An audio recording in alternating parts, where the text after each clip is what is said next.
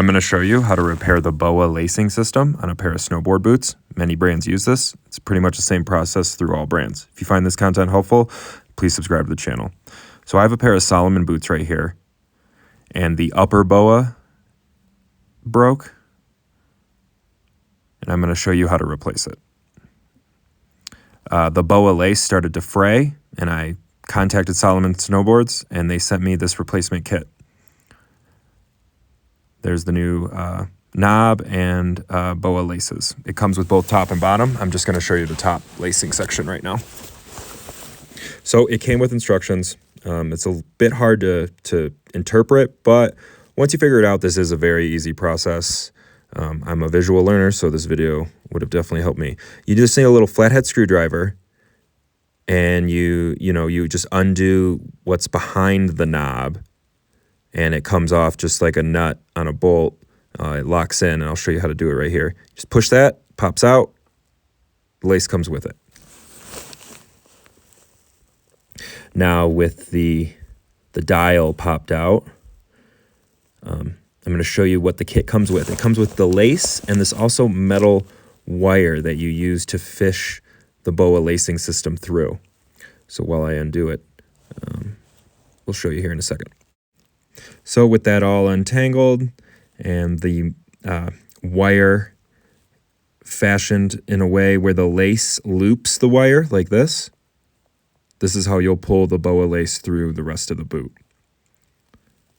So we got to get rid of that old wire. And I simply cut off the old BOA lacing system and pull the cords out, or pull the lace out rather, one end out.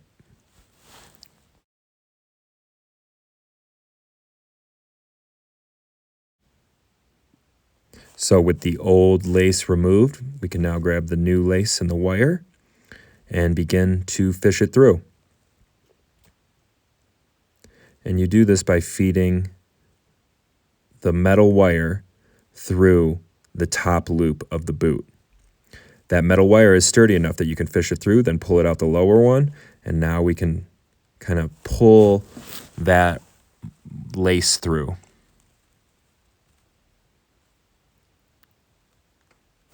So once you begin to get the lace through, just keep pulling it. Just keep pulling the wire until it's all the way fed through.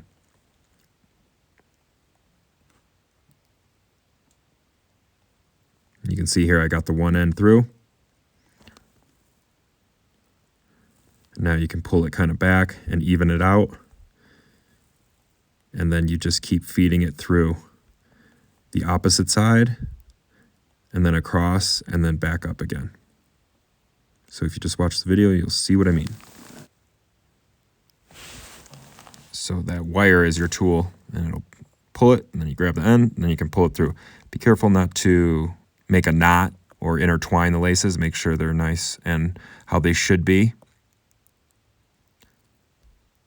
And this does take some time, so have some patience.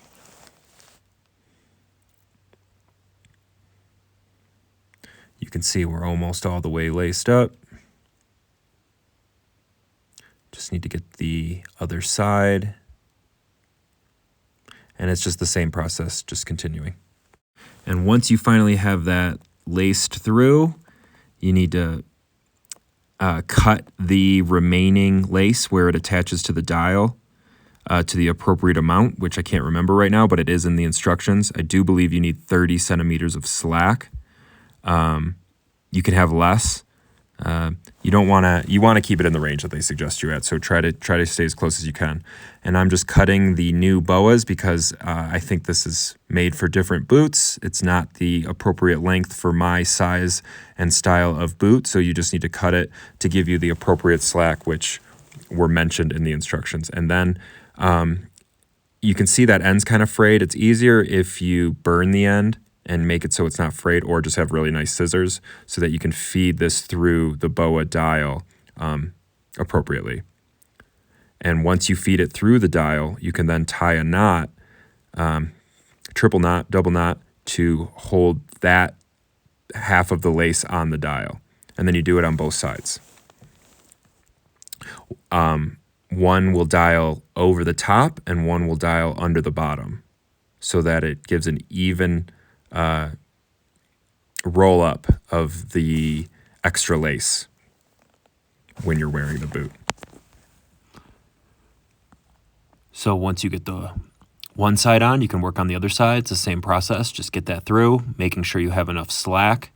In this video, that slack is, it's just enough.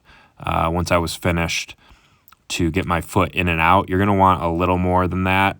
I must have cut off a little more than I anticipated.